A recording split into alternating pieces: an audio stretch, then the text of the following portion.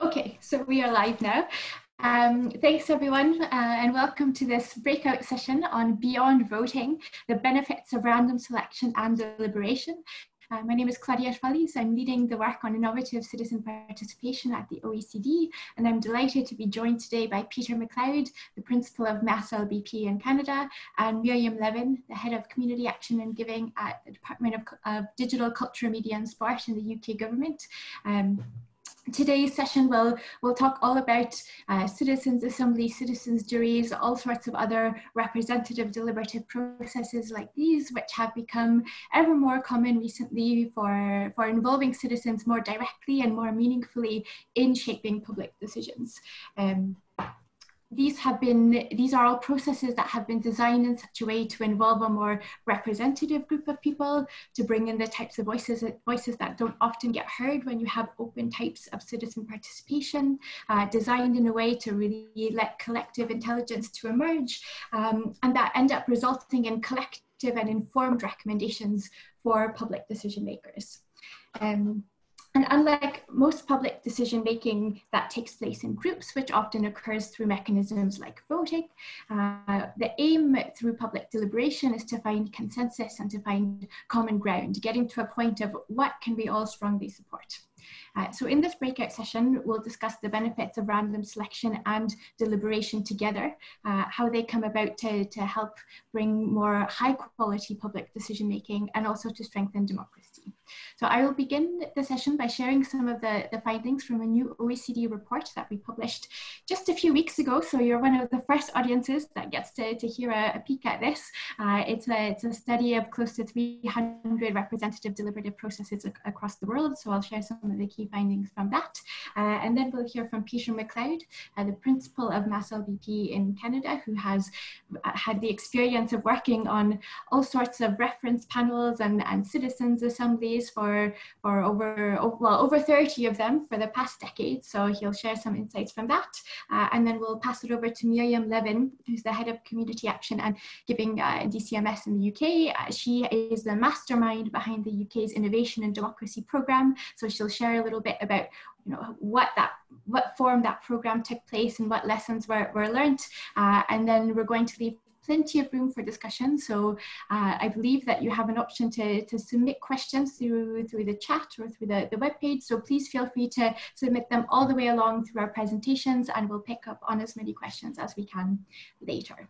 So I will kick us off first, as I said, with a brief presentation about the overview of the findings of the OECD report. So I'm just sharing my screen here with you. I have a short presentation, no more than 10 minutes, that I'll go through the main findings with you here. So the report is called Innovative Citizen Participation and New Democratic Institutions, Catching the Deliberative Wave. And what it focuses on in particular are representative deliberative processes, these two aspects really being the important things that go together. And what this means are examples such as the Irish Citizens' Assembly, which took place from 2016 to 2018 and provided special parliamentary committees with recommendations on 5 different topics that included abortion and climate change. It includes examples like the French Citizens' Convention on Climate, which is currently coming to an end, which involves 150 randomly selected citizens representative of the French population who were asked by the French government to meet all the way since October 2019 until now and to come up with informed recommendations for how the French government can help reduce greenhouse gas emissions by 40% in relation to 1990 levels. And they'll be giving their recommendations this weekend. Examples like the Citizens Reference Panel on Pharmacare in Canada, which is one of the projects that Peter MacLeod has led, and he might tell us a little bit about later on. But what all of these examples have in common, and what all of the examples in the OECD study of 289 cases have in common, are 3 things. One is representativeness. So the participants in these processes are randomly selected and then demographically stratified to be broadly representative of the population in question. Secondly is deliberation, which is something that requires time and which we operationalized as meaning that there has been at least one full day of face-to-face meetings. And the third being impact. So all of these examples have been commissioned by a public authority who is then able to respond to or act on the recommendations that results from this process. And why has the OECD focused on representativeness and deliberation in particular when it comes to innovative citizen participation? All of this gets linked back to, first of all, the OECD recommendation of the Council on Open Government, which in 2017 recommended to adherents that all stakeholders, including citizens, should be granted equal and fair opportunities to be informed and consulted and actively engaged in all phases of the policy cycle, and also to promote innovative ways to effectively engage with stakeholders to source ideas and co-create solutions. So for these two reasons, representative deliberative processes in particular, above other forms of citizen participation, have become the first focus, but they are not the only thing we will be looking at in this program of work. Beyond though that official reason, there's a number of other reasons that came through, also reinforced more when we started actually looking into the data and doing the research around this as to why representativeness and deliberation have certain benefits. The first one being that because of the way that they're designed, they tend to lead to better policy outcomes because deliberation results in public judgments rather than just top of mind public opinions. Secondly, they help decision makers to have greater legitimacy to make hard choices. Third is that they have the potential to enhance public trust in government and democratic institutions by giving citizens an effective role in public decision making. Fourth is that they signal civic respect and empower citizens. Fifth is that they make governance more inclusive by opening the door to more representative groups of people who don't always have a say in public decision making. Sixth is that they strengthen integrity and prevent corruption by ensuring that groups and individuals with money and power can't have an undue influence on a public decision. They have to go through the same fair and transparent process. And seventh is that there is emerging evidence that representative deliberative processes can also help to counteract polarization and disinformation. And the third reason why the OECD had looked at representative deliberative processes like citizens' assemblies, citizens' juries, reference panels, consensus conferences, is that these processes have been taking place more and more often across the world. Actually, I should probably switch to this slide and I'll go back to the other one after that. This has been a deliberative wave that has been building since the 1980s. The earliest cases that we found that met all of these three criteria for inclusion from 1986, and the cutoff date for our data collection was October 2019. And as you can see here on this graph, there was a sort of first wave, if you could say, around the early 2000s, the second wave starting in 2010. And last year, what isn't even visible on this graph is that after October 2019, there were another 30 to 40 processes that had been either announced or were ongoing at the time when we cut off the data collection, because at one point we needed to, there were always going to be ongoing and announced processes. So at one point we had to stop and actually analyze the data and do the study. But so there were another 30 to 40 cases that could be added on top of that 2019 line. And I just want to caveat those slightly is that what these numbers here represent are all of the cases that our team at the OECD was able to find through our 7-month rather rigorous data collection process of all the examples that met those three criteria for inclusion. So that's not to say it's every single case in the world, because we can't, it's possible there are ones that we couldn't find, but we're fairly confident that this represents at least the vast majority of them. And these examples really came from all over the world. So we had initially looked everywhere. We didn't limit it to OECD countries, although the vast majority, 282 out of the 289 cases, are from OECD countries. Australia and Germany have the highest number in our study, followed by Canada, then Denmark and the United States. But we have examples also in Estonia, Italy, Norway, also at the EU level. So there's quite a variety of countries that have been using these processes. The examples also come from all levels of government. So about half are from the local level, 30% at the regional and state level, 15% at the national federal level, and 3% at the international level. And just also to point out that the vast majority of those regional and state examples are actually from Canada and Australia, which are both very federal countries. So a lot of power sits at that level of government, and most of the examples that come from those two countries at that level would actually be considered national level issues in most European countries, to put a little bit of context on that. Next, we also looked at what sorts of issues and public policy questions have citizens' assemblies and juries reference panels been used for. And we found that there's actually quite a wide diversity of different issues that come up. We clustered them into categories, and urban planning, health, environment, strategic planning, and infrastructure came out on top with the most frequently addressed issues using these types of processes. But there were many other types that came up, and if anything, perhaps what categorized a bit better when these representative deliberative processes are useful is thinking about what kind of public problem is it. So we found that there are usually around 3 types of problems that these processes are well suited for. One being values-driven dilemmas. Second being complex problems that require weighing trade-offs. And the third being long-term issues that go beyond the short-term incentives of electoral cycles. Our report also looked at, on the basis of the data that we collected, but also working with an international advisory group of experts, of practitioners, civil servants. Actually, Miriam and Peter were both part of this expert group.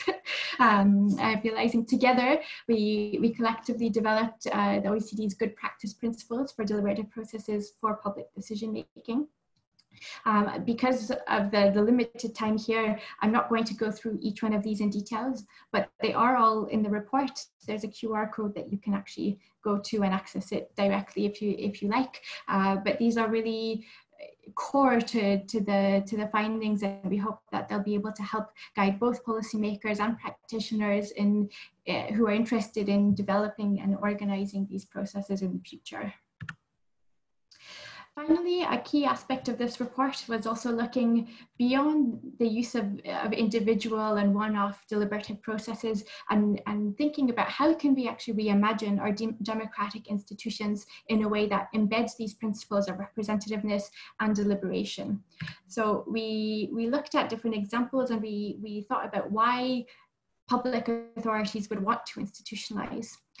So part of it is about taking all of those reasons for why representativeness and deliberation that I outlined at the very beginning, but additionally to that, there's a few other points. So the first being that, as I just mentioned earlier, there are 3 types of public problems that representative deliberative processes can help solve in particular.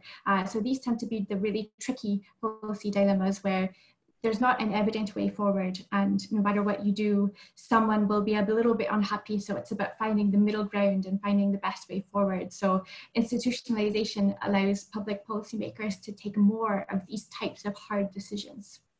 Secondly, is that by creating the infrastructure to be there, it allows public decision makers to be able to conduct deliberation more easily and also less expensively. You're not starting from scratch every single time.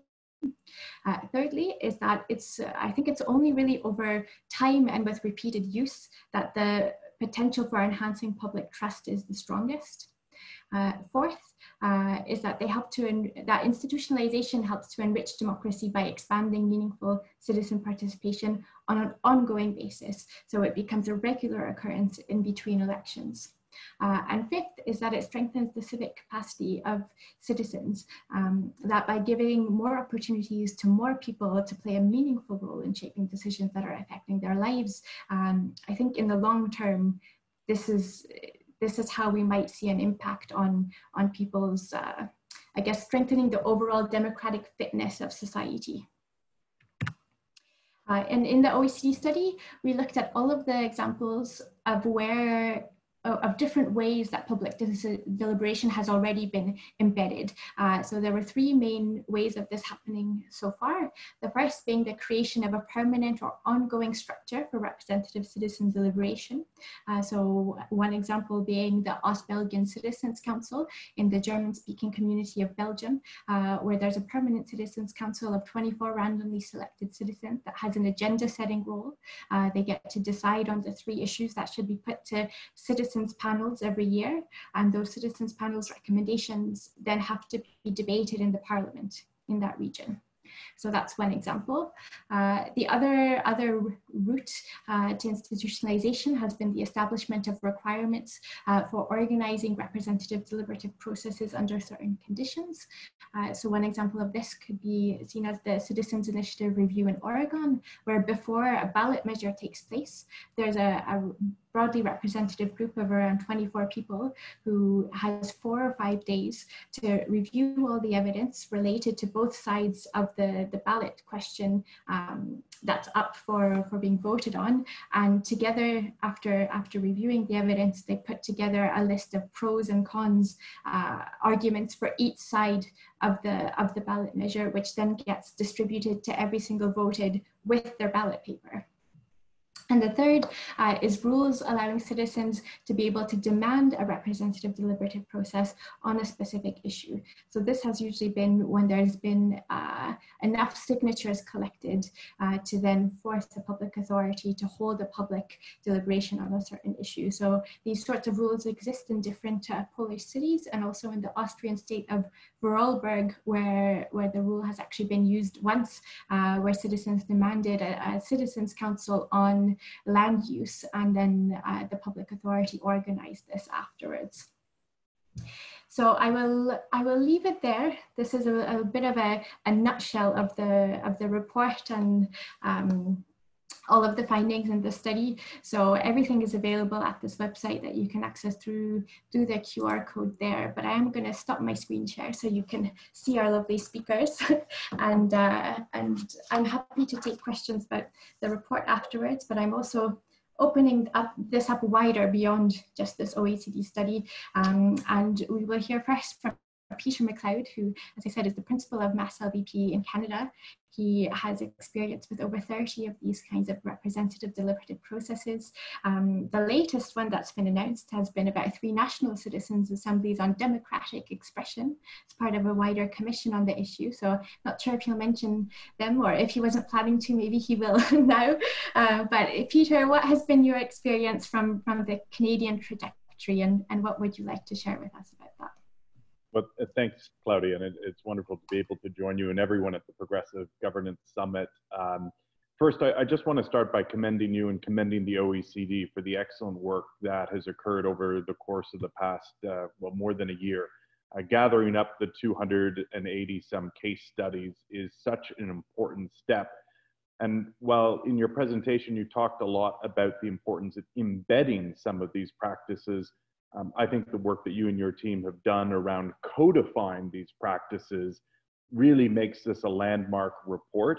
I suppose the thing that I want to start by saying to everyone is that despite the very challenging times that we're all living with respect to COVID, I don't think the deliberative wave will be diminished by this moment. At most, it's paused, and all of us in different ways who are practitioners are working with technology as we are this afternoon, and we're adapting. And I think that adaptation process is healthy.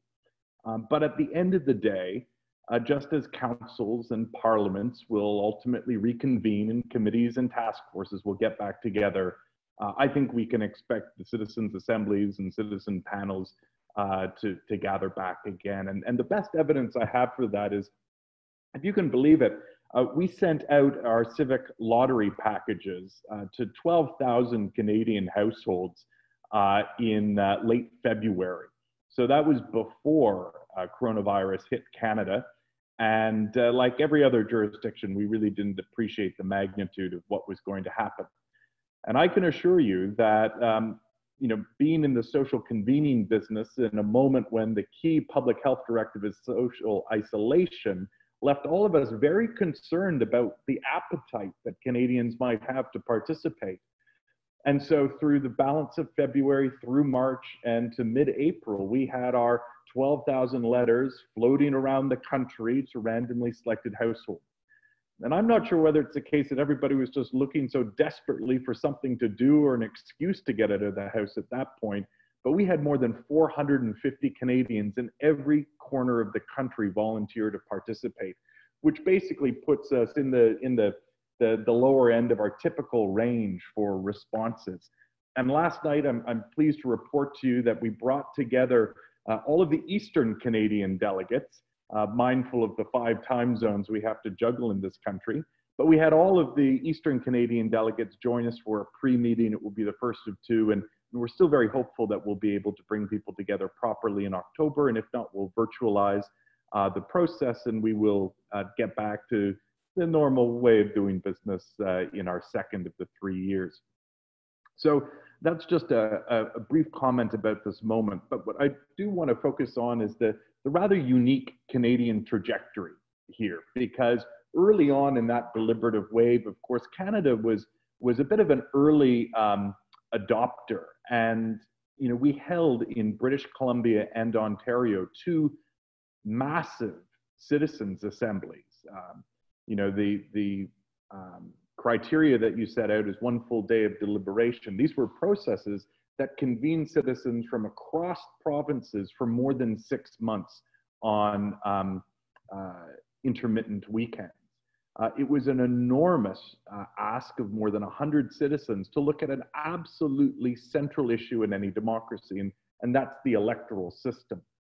Now, one of the things that perhaps we learned in Canada from that experience was that, sadly, the best way perhaps to poison a generation of politicians to the use of citizen deliberation in any very substantive and state-directed way is to ask those citizens, as their first matter of business and as a very public investigation, to pull apart the electoral system, which of course contains all of the incentives and all of the structures by which all of those politicians had organized their lives. And it provided a number of very important lessons for us. And it's one of the reasons why it's absolutely true that while Canada has been a leader in the space, completing in fact more than 40 of these processes at this point, those processes have focused less on the above the fold, headline grabbing, major political issues of the day. And as you've observed, as with Australia, have focused on a lot of provincial level, regional level, local level issues, and what I would describe as regulatory concerns. So a couple things to observe from that. We are certainly grateful for the experience of the BC and the Ontario Citizens Assemblies, because I think they established a very high bar in terms of professionalization, in terms of principles and criteria. But if the work was continued to continue, we had to work under the radar. And at this point, more than 15 years out from the first process in British Columbia, our organization, MASS, has completed about 35 of these reference panels and citizens' assemblies. About 1,400 Canadians have had the opportunity to serve in processes lasting more than 4 days. And cumulatively, that means that we've had about 56,000 hours of volunteer citizen time invested in such a wide range of critical policy issues, everything from privacy legislation in BC to taxation in Alberta, to land use planning and transportation investment in Ontario, to dealing with very sensitive health issues like the introduction of supervised injection services, nationally pharmacare and mental health, and now most recently, you're right, the 3-year commission on democratic expression.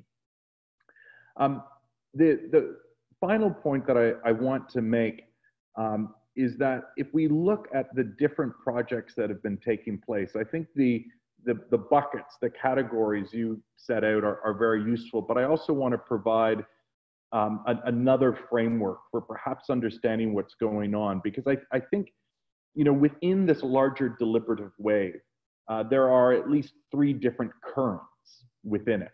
And I think it's important to recognize and celebrate the kind of diversity of motivations and political projects that sit at the core of these initiatives.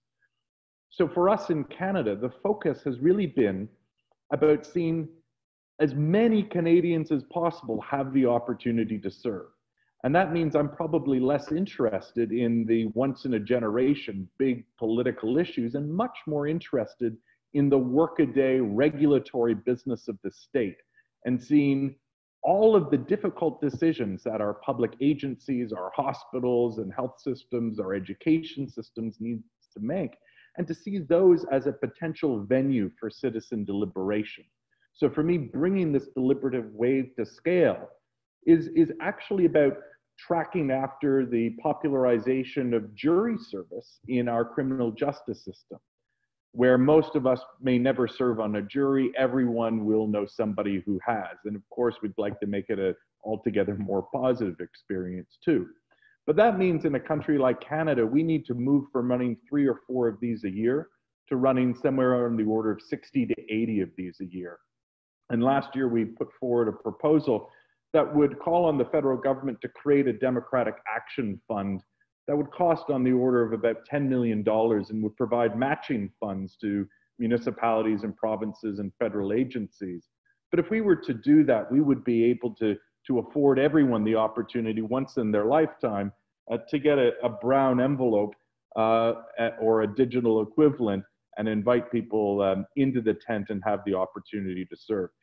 Right now, it's about 1 in 38 Canadian households that has received a letter. So we want to keep pushing that forward. The second project that I think you've pointed to, best exemplified by the Belgians, is a parliamentary project. And that really is about creating new democratic infrastructure that is either complementary or intends to rewire and supplant some of the existing parliamentary or legislative institutions. The third project is about addressing the sort of intractable national issues. And this is what Ireland has demonstrated so handily, dealing with an issue like abortion, which everyone knew needed to be addressed, but there was a partisan political impasse that made it impossible for the existing parliamentary institutions to really catch up with public opinion. And so that's the point that I want to close on, because I think one of the things that we're coming to appreciate in this field of practice is that it may be less about creating public consensus when we're dealing with these very contentious major national issues. And it may instead be about consolidating public opinion and amplifying public opinion and finding a way to address the sort of delta, the gap that in some particular instances opens up between elected politicians and public opinion at large. And I think these processes can be very successful at bridging that gap and giving parliamentarians a kind of extra parliamentary mechanism to resolve their impasse and of course, reflect and act on what is a popular will. So I'm going to conclude there, but I'm happy to answer any questions people have this afternoon about the Canadian experience or where we see the deliberative wave headed. Thank you, Peter. I think that is definitely an interesting alternative framework for thinking about this with the 3 different ways that you laid out. So perhaps we'll get a bit more into that in the discussion after. But now I'm going to pass over the floor to Miriam Levin, who, as I said, is going to talk about the UK's Innovation in Democracy programme, which she led and saw the inside from within federal government about how that was run, and also share some experiences now that the programme, from what I understand, has come to an end, about what lessons have been learnt and perhaps what's next as well. So Miriam. Thank you. And yeah, thank you. I echo what Peter said about Claudia's, the report you've done at the OECD. It is groundbreaking, actually, to have all the information in one place under the auspices of an institution like the OECD, which I think will help all of us in our conversations with local and national governments be able to take these ideas forward. Peter talked about kind of wanting to scale up the massively increasing the number of citizen assemblies type processes happening in Canada. We in the UK can only dream about the level of experience you already have in Canada. We are fairly far behind the curve, I think, on this one in the UK. But I will talk about the experience that we have in the UK government in terms of the Innovation and Democracy Programme, which was, it came about as a result of recognising that the people feel very disempowered. They feel completely disempowered within, I mean, we can certainly say we've got all the evidence from all the surveys in the UK, but I know this is echoed across countries across the world, that people feel very disillusioned with political systems. They feel like they have no control over the decisions that are taken, and they have no way into these systems. We wanted to show in the UK government that it is possible to open up key decisions to citizens and show that it's possible to demonstrate that people really can take control of these issues, can get involved, can kind of find their way through these morass of difficult issues that government, local and national governments are facing all the time, and be able to kind of put forward a positive contribution to these discussions. In part, it was about demonstrating this to kind of the wider society, that this is a methodology you can use, a citizen assembly is a methodology you can use in order to engage people actively in decision making. And also, the driver was to show the UK government that it is possible to do this. So I work within the UK government, but part of my mission was to be able to bring this methodology into political policy making and show that it can be done, and show that it isn't as terrifying as many politicians feel like it is when they have no experience of it. So going back to some of the evidence that we drew on when we started to think about running the Innovation and Democracy Programme, we run a survey in the UK called the Community Life Survey, which captures all sense of social action and how people interact with society and their feelings about society. But one of the key findings which really struck me was in 2018, the survey showed that 57% of people want to be involved in local decision making, but only 26% of people feel like they can be. And that gap, that 30% gap between those two numbers, is the reason that we ran the programme. It's like, it's not okay. It's not okay that people really want to be involved, but don't feel like they can be involved in local decision making. And I should say now, the Innovation and Democracy Programme was very much about testing citizens' assemblies at local government level, at least in parts because I felt like the appetite for the sort of innovation and this sort of trialling for the UK, a new methodology would be more, we'd have greater take up and more enthusiasm at local government level than at national government level, which was certainly shown to be the case. So the challenge for us was, given this gap in those two numbers and given the fact that people feel massively disempowered and disenfranchised from political systems, we wanted to open up this challenge. Like, can we do it? Can we involve citizens in these messy, complicated decisions that local and national governments need to take all the time? Can we bring them into a room, enable them to take in huge amounts of information, leave their preconceived ideas at their door and their political allegiances at the door and their kind of knee-jerk reactions at the door, and go through a process of learning and understanding very deeply about a topic, about an issue, and coming to a series of recommendations or reaching a consensus which is about the common good and not just about a personal opinion. And yes, we can.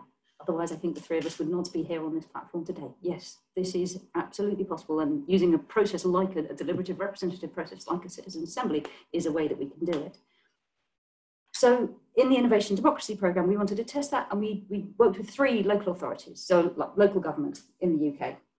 We asked local authorities, these 3 that we worked with, to select an issue that was important to them, that was important to their citizens, was complicated, would need trade-offs, and kind of, there wasn't a yes-no binary answer here. It was like a bigger and more complicated question, and something that they knew they had to take action on, but didn't know how to do it. They hadn't already made up their minds what they wanted to do. So the 3 questions, the question that each of these 3 asked, in Cambridge, the wider Cambridge area, the Citizen Assembly looked at how to reduce traffic congestion, improve air quality, and improve public transport. In Test Valley, which is an area in the south of England, the Citizen Assembly considered how to improve a particular town centre of Romsey, to feed into the master planning process. So it was about regeneration and rebuilding this town centre. And in Dudley, which is in the west of England, the citizens were challenged to consider how the community and the council could work together to improve local town centres. In each area, we absolutely held to the OECD standards in terms of what a citizen assembly would look like. So in each of the areas, they met for 4 days, 2 weekends, a weekend and then a weekend or 2 off, then another weekend. They were about between 50 and 60 people at each citizens assembly. And we asked each local government body to commit before they started, not necessarily to put into action each of the recommendations that was going to come out the other end of this process, because that felt like I was told quite early on in the process that a local government, the leader of a local government would not agree in advance to saying they would definitely put into practice and act kind of the recommendations before knowing what those recommendations are. And they would never have involved themselves in the programme if we were going to insist that they did that. But we said, okay, that's fair enough, but we want you to commit to responding to each of the recommendations. You have to come back on each of a number of recommendations that will come out the other end and say what you're going to do about it, with a presumption in putting it into practice, because what we expect to come out will be recommendations that are implementable, sensible, really coherent, and they have public buy-in. So there's kind of no reason why not, like why you wouldn't do it. But if for some reason you are not going to put into practice one of these recommendations, you need to explain very publicly and transparently why not. And that's okay. There might be a really good reason, but you can't brush it under the carpet. You need to tell people why you're not going to do something, and that is enough. That should be enough. We hope it is enough to build that level of public trust that is sorely lacking in a lot of places right now. So what the government did, what we did in terms of the programme to support these local authorities, we provided the funding, so we covered all the costs. We provided £60,000 to cover costs, and we also provided, we paid for the support of local sort of British organisations who would support the local authorities through the design and implementation, delivery and learning through the programme. So organisations like Involve, Democratic Society, My Society, who helped with the digital online platforms, and the RSA. So Involve and Democratic Society are a bit similar to MASS LBP. So they're the sort of implementation organisations that will help actually run these events. So the big question is, what was the impact? Having run the programme and all the citizen assemblies came to an end in December last year, kind of what has happened now? So timing has been difficult on this one. So in middle of December last year, we had a national election, which meant in the 6 weeks leading up to that point, which is exactly when most of the citizen assemblies were happening, we went through a period of purdah, which means all the local politicians and national politicians couldn't be involved in at all or say anything political or anything public, which made it difficult but not impossible. We carried on running anyway. It also meant that because there was all the upheaval that comes with a national election, it delayed the official response, the formal response that the local authorities were going to give to the recommendations that came out the other side of these citizens' assemblies. So it kind of put us back in time, and most of the local authorities were planning to kind of give their formal kind of responses in March, and then COVID hit. Like, okay. So we've hit many obstacles in this programme, but this one we could not have foreseen and we could not have done anything about. So all our timelines are a little bit delayed. We are in regular contact with the local authorities kind of all throughout this process. They're all dealing with very urgent local issues and are not really thinking about the citizens' assembly process right now, but all have said, we're coming back to it. It's there, we haven't forgotten, we're gonna respond. But even given that, we have had some really good outcomes already, and it's worth just very quickly kind of talking through those, because we know that we've had an impact as a result of running this programme. So in Cambridge, one of the top recommendations was recommendation number 2 about how to tackle traffic congestion and air quality and air pollution, was to close roads. And that was presented back to the authority, who were, to be honest, quite dumbstruck by that, because they'd actually suggested closing roads a few years previously, and there had been protests on the street, literal, very polite British rioting. It wasn't really rioting, it's terribly polite, but still protesting on the street, like absolutely no to road closures. And now, after this process, citizens have gone, actually what we need is road closures, which meant the authority is now, and the timeline will probably shift a bit, but we're planning to trial road closures in central Cambridge over the summer, because they know now that this idea has a public mandate, it has public support, and so they can go into this idea with a huge amount of confidence. Actually, it's what people want. So that's quite a massive shift in terms of opinion and kind of action, we hope.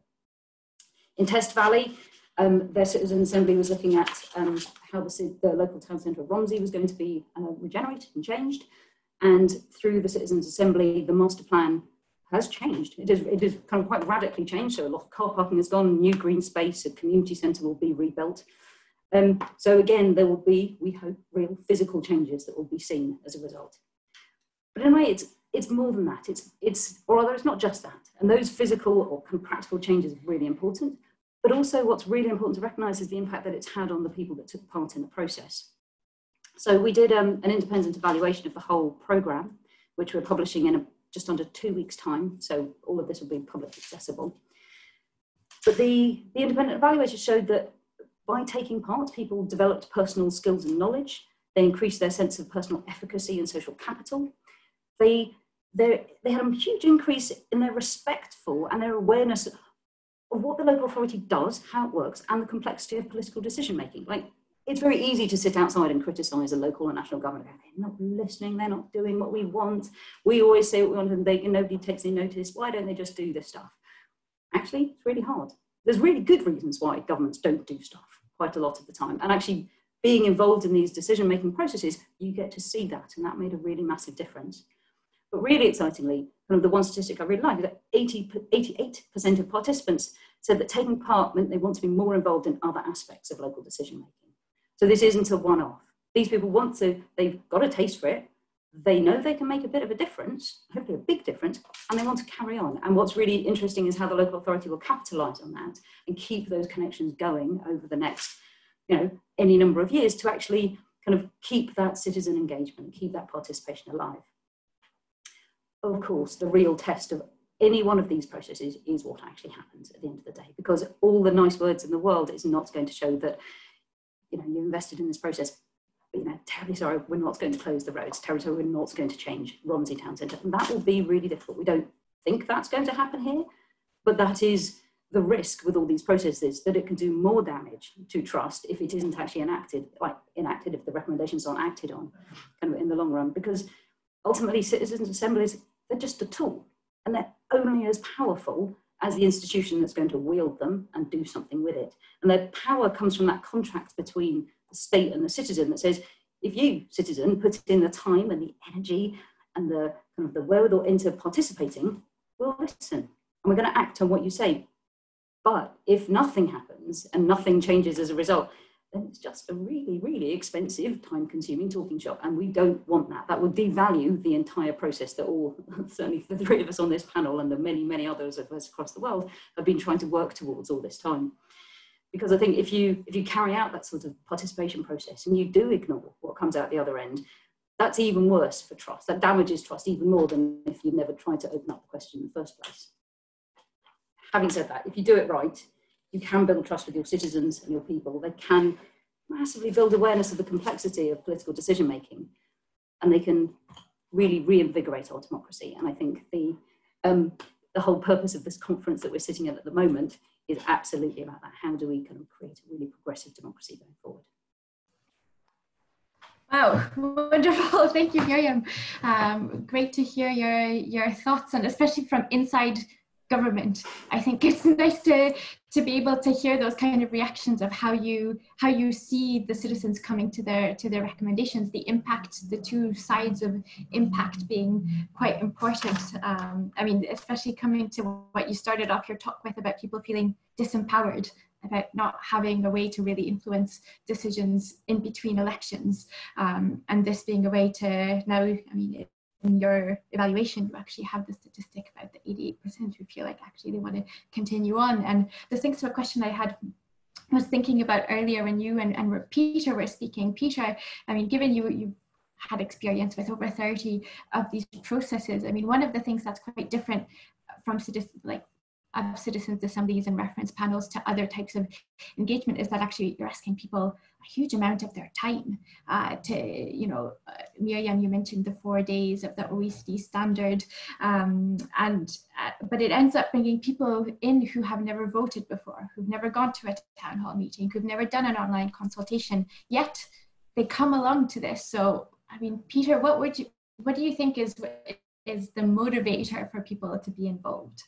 Something well, I think we have all been struggling under this very pervasive myth of apathy, right? And, what we've learned from MASS is the problem is not that we've been asking too much of people, it's that we've been asking far too little. And it turns out that people are actually, a very good judge of the value of their time and the sincerity of the sorts of invitations they get from government. And so if it's your typical town hall meeting on an issue, where it's pretty clear government has already made up its mind, They're holding the meeting, you know, just a week or two before the big decision gets made. It's clear the train is already moving down the track. People are reasonable enough to say, well, why bother showing up? Or to show up and already be really upset about how they're being treated. So I think too much of the repertoire of public consultation in mature democracies exacerbates this very dysfunctional dynamic. And unfortunately, it amplifies one of the real tendencies in liberal democracies. And we have to recall that the architecture of liberal democracy itself is fundamentally skeptical about the public, right? And so much of this work is about remembering that the public is not the risk that it's popularly portrayed to be, that instead it is a fundamental resource. And when we treat people like they are an essential resource rather than a risk, lo and behold, people rise to the occasion. And there are all kinds of, you know, conceptual ways of understanding this, and then lots of really kind of small tactics that help to convey all of this. And I think, you know, what we've seen in the UK and so many of our other colleagues working around the world is that they're very sensitive to how they position these and how they convey the opportunity to people, because you're absolutely right. Folks who may not vote, don't consider themselves to be particularly well-informed on civic issues, step up. And they step up because they're given an opportunity not just to have their say, but to serve. And, you know, that I'll end on this point, that I think, you know, democracy itself is an audacious proposition. And it's why our democratic institutions need to continue to evolve. Right now, you know, we've managed to achieve universal suffrage, more or less, excluding children. But it's still a vanishingly small proportion of the citizenry that ever has the opportunity to represent others in any meaningful way. And I think there's something very potent and significant about extending that opportunity, not as a professional career, but even in a modest and episodic way, to a much wider share of the population. I think it pays the democratic dividends that you described, Claudia, and that Miriam, you described as well. No, indeed. I think there's a phrase which I am almost certain you coined and which I used in the OECD report about sharing the privilege of representation and extending that privilege to more and more people. And I think that's one of the main ideas and motivators behind this idea of institutionalization, that if you institutionalize at one point in their lives, perhaps you, or at least someone you know, will have that opportunity.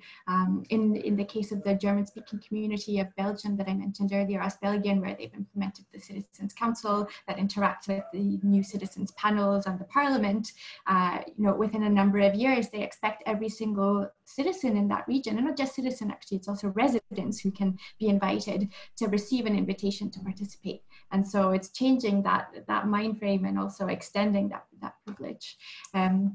Miriam, I also had a quick question for you before we open up, because I see we're starting to receive some great questions from the audience as well, because you mentioned that there had been a variety of organizations that were involved in delivering these programs in the UK, including one called My Society, which relates to a digital element. I think now, especially in times of COVID, and people are kind of wondering what is the digital side of these deliberative processes. So I wonder if you could just explain very quickly about what that element was and how it interacted with the face-to-face deliberative component.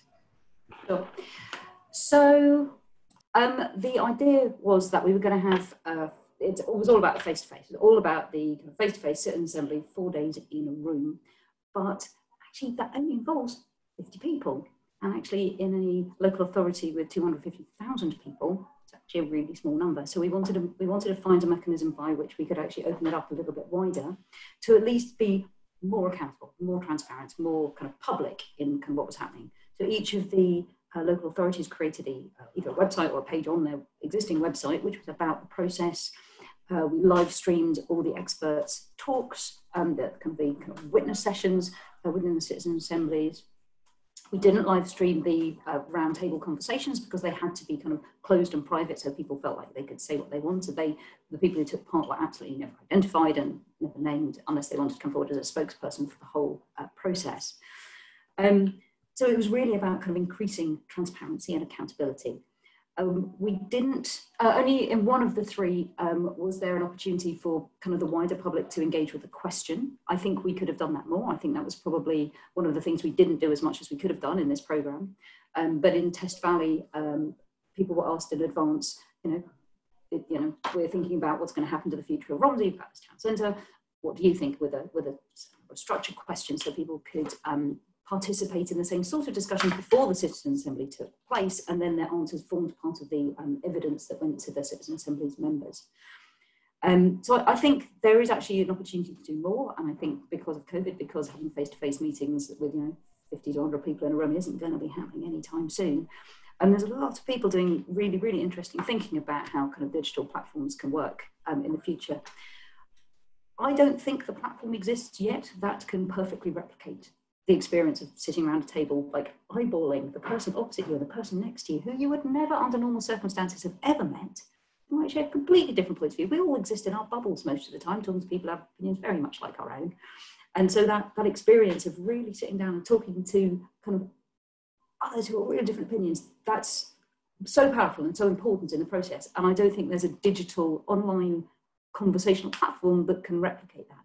But what's been really interesting, so the UK has just done the Citizen Assembly on climate change, of which the first few weekends happened face-to-face, as in a normal Citizen Assembly. The last 2 weekends were online because they were going to happen in March, just as COVID hit.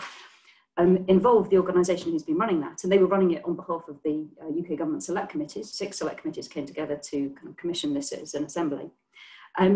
They done a study of what do people think? What do participants think about kind of doing this online rather than face-to-face? And they were quite surprised by the fact that actually people said, if we could do this again, we would still have the mixture of online and offline.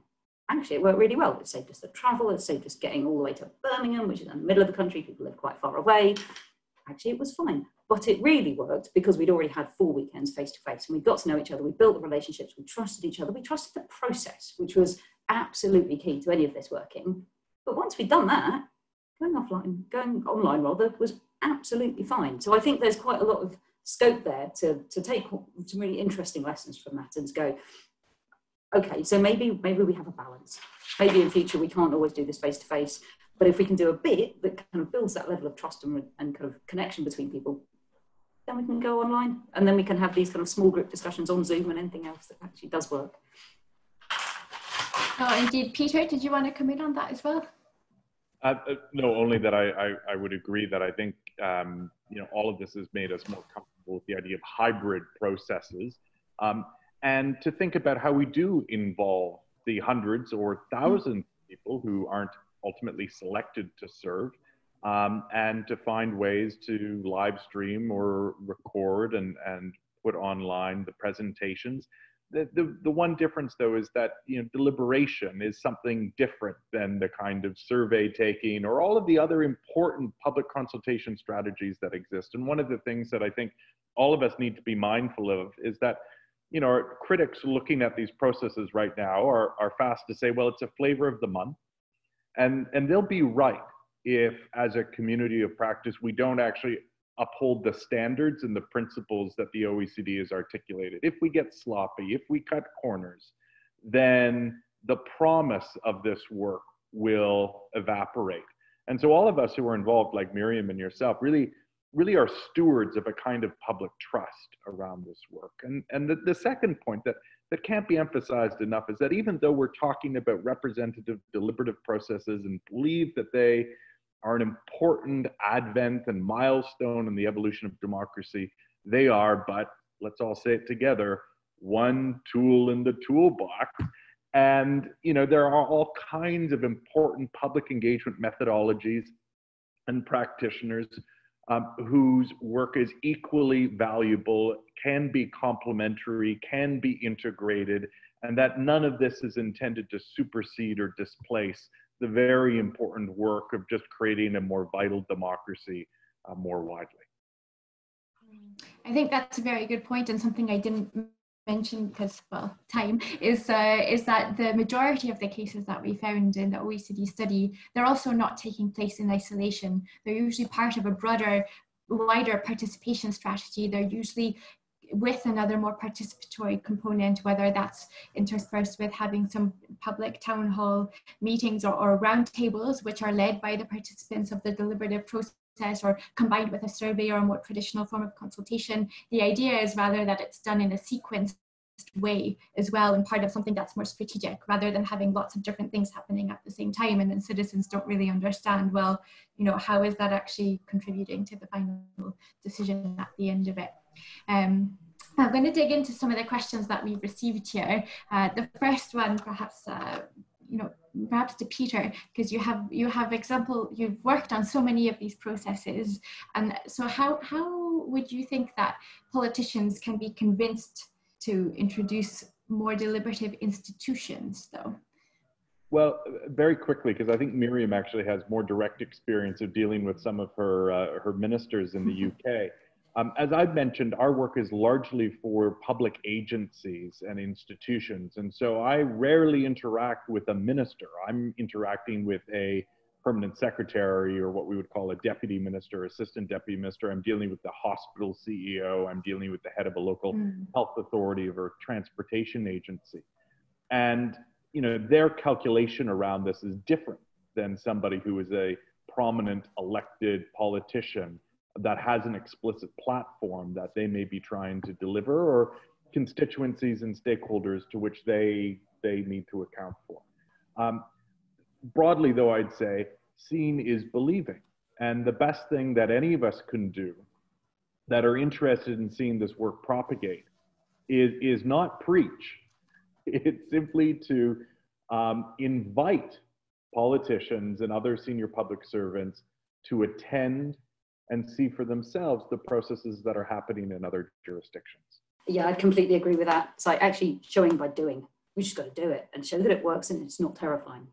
I think there is, I think Peter, as you mentioned it earlier, that the politicians have not all politicians, some politicians have a massive distrust of the public who don't know anything. Am I experts? Why should they know the answer? If our policy people, if I as an elected politician don't know the answer, why would one of the unwashed masses know the answer? So being able to demonstrate the incredible level of debate and complexity and nuance that actually takes place in these citizen assemblies is the best way to go, no, really, people can do this. This is brilliant. Actually, if you compare the kind of polite, respectful disagreement that happens around the table at a citizens' assembly compared to what happens, for instance, in our House of Commons, which is just a bloodbath quite often, and yeah, it's quite telling, really. But in terms of persuading politicians that this stuff is valuable, I think it really depends on the politician. I mean, for some, it was very much about, you will be demonstrating to your electorate you're listening. When you do that, they're going to vote for you. I mean, it's a vote winner. This is something that can really kind of get you this is going to help you when you stand in front of your electorate at the next election saying, I've been listening. It's like, they know I really was listening, and we have done X, Y, and Z, and we have showed it, and we have done, A, B, and C as a result of having run this process. It was also about, for us in terms of persuading the locals, less about national politicians, but certainly about the local politicians and local governments that we went into to run the Innovation Democracy Programme.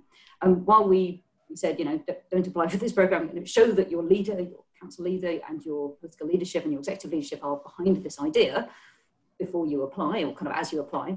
That wasn't a universally held perspective. Actually, there were lots of politicians within these local authorities who were very cynical and very nervous about running this process. Like, why are you here? What are you doing? Why are you kind of coming in here with your process, trying to tell us how to do our jobs? We know what the people think. The people elected us.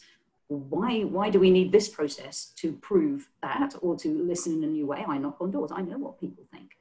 And so it was very much about trying to place deliberative democracy kind of alongside and not in opposition to representative democracy. That actually it is only one part of the spectrum. It is something that complements the role and the views of a representative politician, an elected politician. It is a tool that they can use to show that they are listening. It doesn't take them out of the equation, it doesn't supersede them, and it doesn't kind of get rid of their job by the back door. So kind of showing that actually by them leading this process and taking ownership over it, it was only going to do them favors as opposed to being something that is essentially undermining them. That kind of really helped kind of build that sense that this is something that was going to be useful and beneficial and good for their standing and their local authority and their citizens. Yeah, a complement, not a replacement to representative democracy. Peter, you wanted to come in quickly on this as well? I don't think that can be emphasized enough, just how threatening this work can seem to some politicians, and not because they're terrible and self-regarding, but often some of the proponents around this work maybe get a little carried away in just how critical they are of elected officials themselves, who are working often under very challenging circumstances. And I think this work can't be allowed to be seen to displace our existing architecture of representative democracy. In fact, it can bolster it, it supports it, it complements it. And so, you know, just as you deal with anyone who's apprehensive about trying something for the first time, you don't start with a really risky project. You start with something that's safe and allow the process to prove itself. The only other thing I'd say on this point is that I think we also need to be cautious, though, of those politicians, often opposition politicians, who want to seize on these processes because they think that citizens are going to agree with them. And so when we have advocates or we have politicians who are calling for this, not because they think it will be necessarily a fair and balanced hearing that can broadly explore a range of policies and conclude with something they might themselves not support, but instead want to use it to amplify their own agenda. I think that's a major risk for this work going forward. And you know, that's where your principles and standards provide really important guardrails for all of us to observe to avoid those circumstances.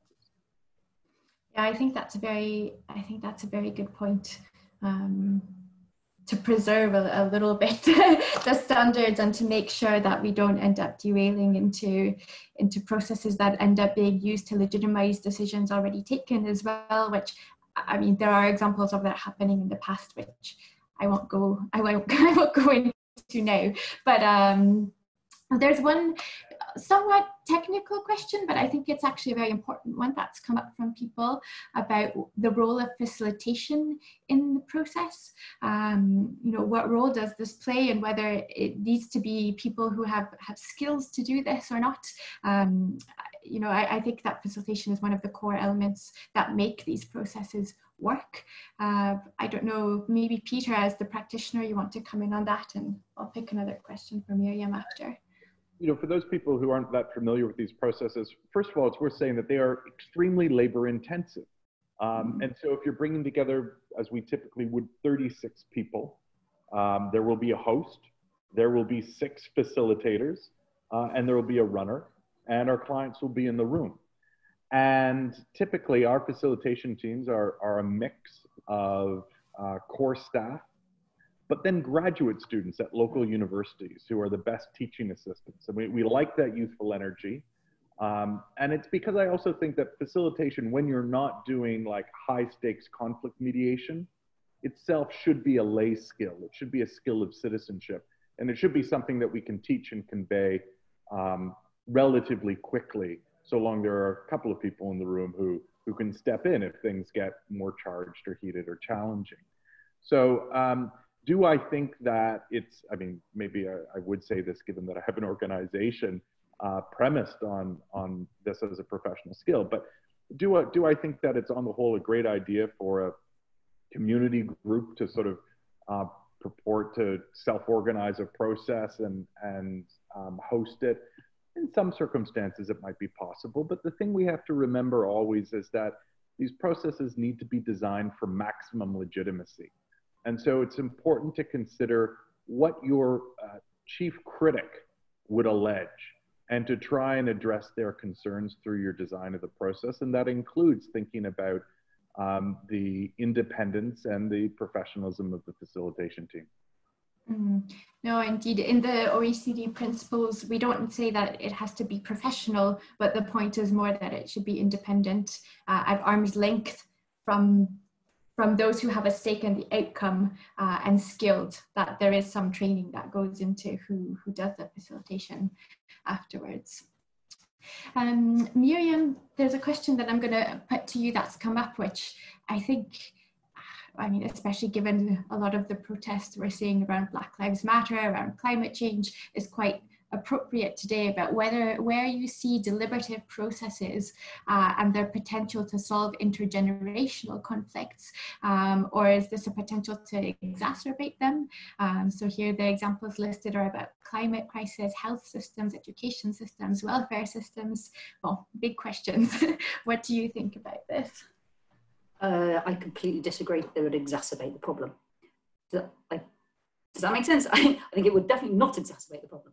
I think the whole point of a citizens' assembly is that because it draws in the random but representative selection of people, you get old people, young people, black people, white people, people from kind of the really posh neighbourhood around the corner, and the one down the road that really isn't. And they're around the same table having these conversations, and actually, unless we're all having those conversations with people with really, really different life experience and perspectives, we're never going to bring ourselves together and kind of form some sort of consensus about the way forward. So actually, I think this is the best kind of methodology you can use for breaking down those intergenerational and any other kind of barriers between groups and between people, by actually you put everyone in the same room on a really equal footing, really well facilitated. So I absolutely come back to Peter's point that facilitation is absolutely key, because you get that wrong and it'll change the dynamic and become quite a negative experience.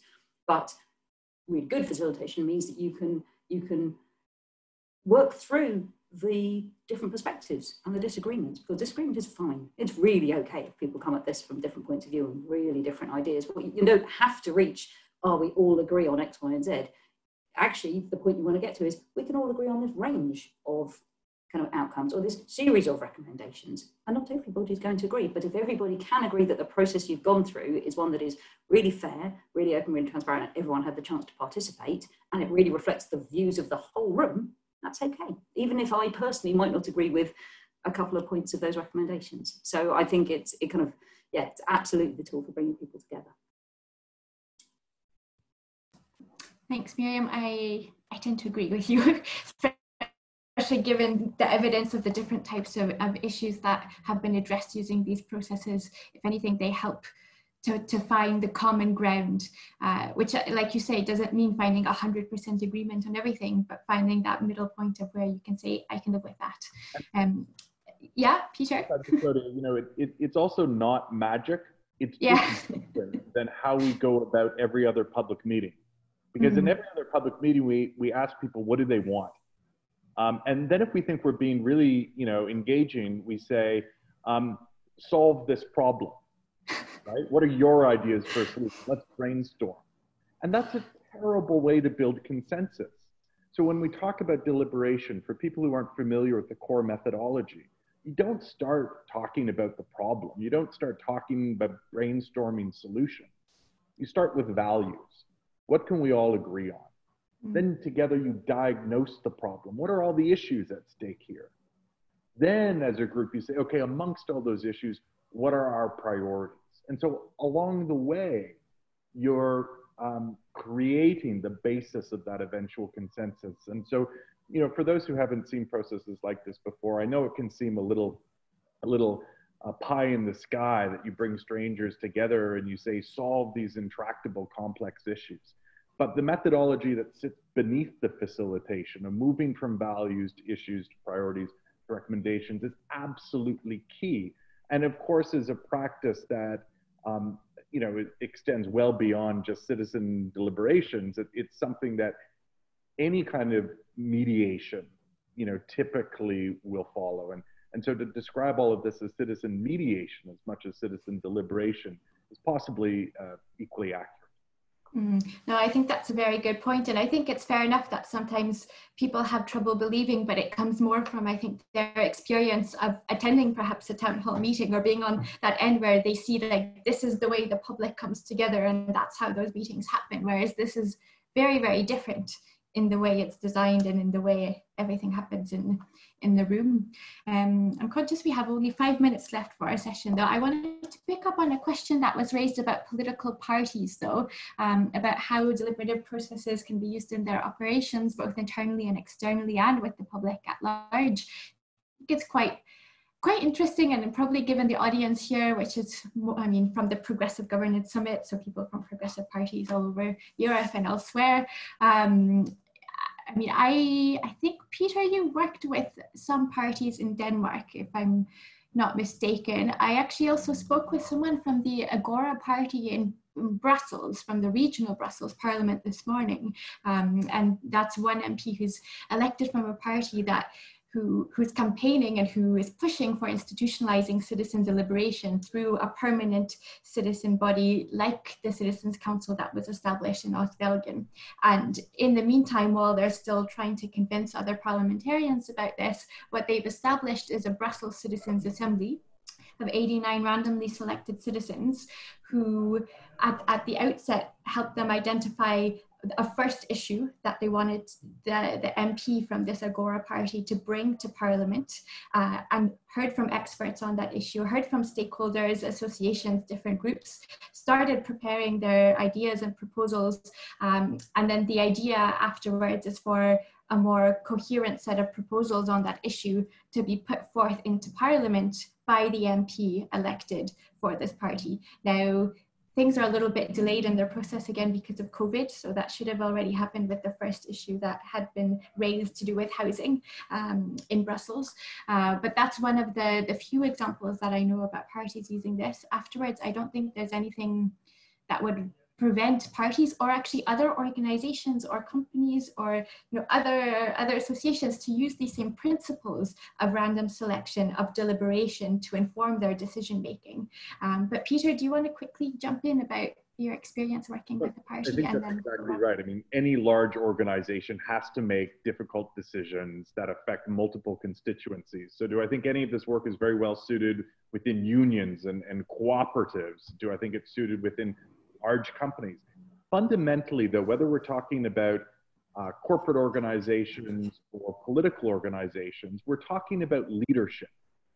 And I think the big shift that needs to occur is how leaders regard their roles. Is it their job to have the answer in all occasions, or is it their job to be able to frame the best questions that then engage the widest number of people in a productive and concerted way to address that? I think political parties have huge challenges. Their memberships continue to decline. They don't have things for their members to do. So they open up their membership for $1 to anybody who wants to join. Then you get into very messy competitions around leadership and policy priorities. I think it would be the subject for maybe a future session at the Progressive Governance Summit to tackle just how political parties can integrate some of these principles and practices. But certainly I think some of the promising instances we see with Agora and elsewhere suggest that a lot more is possible.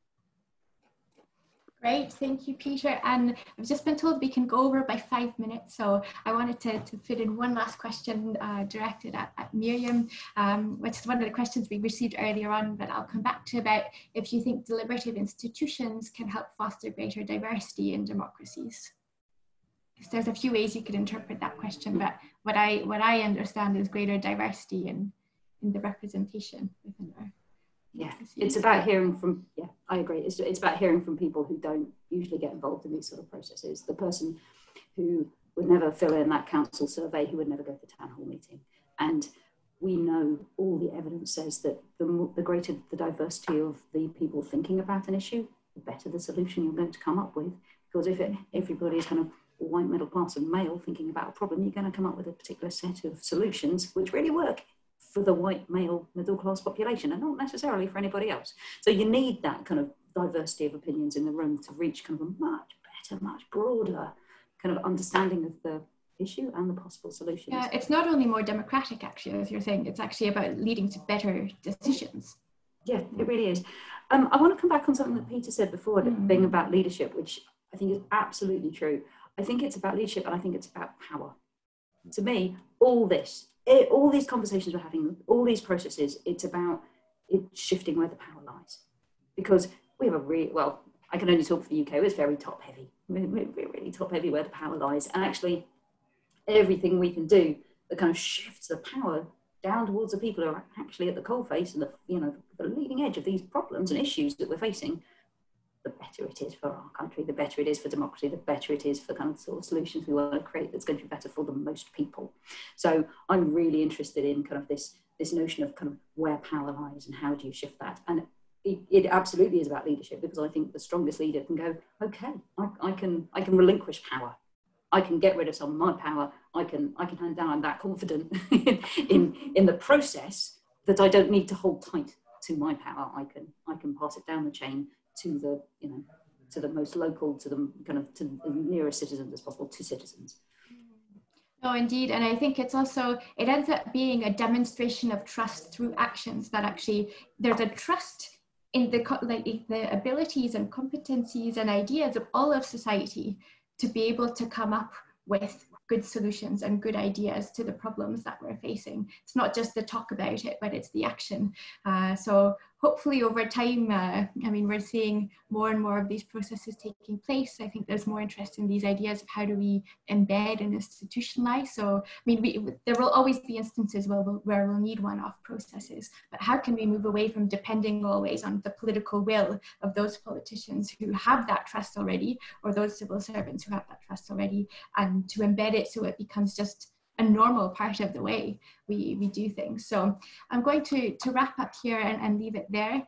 Thank you so much, Peter and Miriam, for your time, for your remarks. That was really enjoyable. I found it super interesting. I hope that everyone listening has as well. And thank you also to the Progressive Governance Summit for organising this and to hosting us.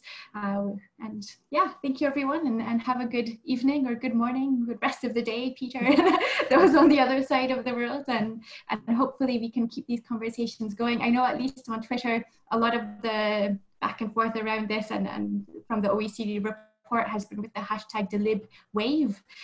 So, you know, we're happy to keep that going, and we'll be continuing on. So thanks very much. And I don't know if Peter or Miriam want to say a very last quick word, but otherwise we'll say goodbye and thank you.